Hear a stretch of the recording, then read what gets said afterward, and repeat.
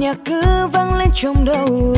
Nhiều lần muốn hát thật to, nhưng mà sao vẫn cứ lo sợ thế. Sợ có ai cười chê, tôi sợ có ai nghe thấy tôi.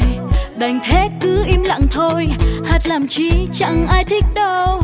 Rồi khi tuổi trẻ qua hết thì sao, tôi không muốn phải hối Không tiếc. biết giờ thì cho đến bao giờ, nên bây giờ tôi sẽ hát lên thật to nào. Cùng vỗ tay thật vang nào.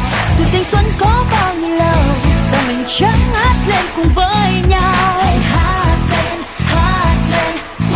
quay lên nào.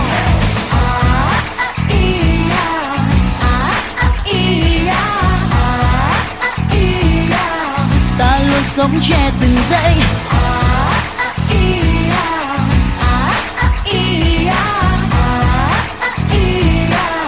Ta luôn sống trẻ từng giây. Tình tang, ai đàn guitar nghe rộn ràng. Ra là có anh đẹp trai đang ngồi hát câu ca thật thoải mái. Rồi bỗng anh mời tôi hát cùng anh câu ca yêu đời. Mọi người vỗ tay thật to, nhưng mà tôi vẫn cứ thấy lo. Rồi khi tuổi trẻ qua hết thì sao, tôi không muốn phải hối tiếc. Không bay giờ thì cho đến bao giờ. Nhưng bây giờ tôi sẽ hát lên thật to nào. Cùng vỗ tay thật vang nào. Tuổi thanh xuân có bao nhiêu lâu, sao mình chẳng hát lên cùng với nhau. Hãy hát lên quay lên nào.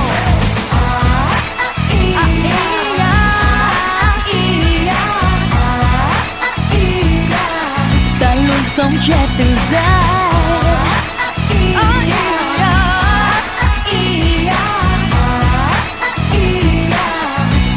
Nên bây giờ tôi sẽ hát lên thật to nào. Cùng vỗ tay thật vang nào.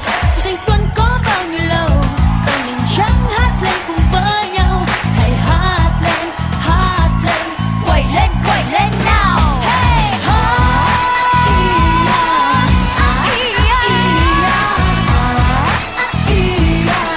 Ta luôn sống trẻ từng giây.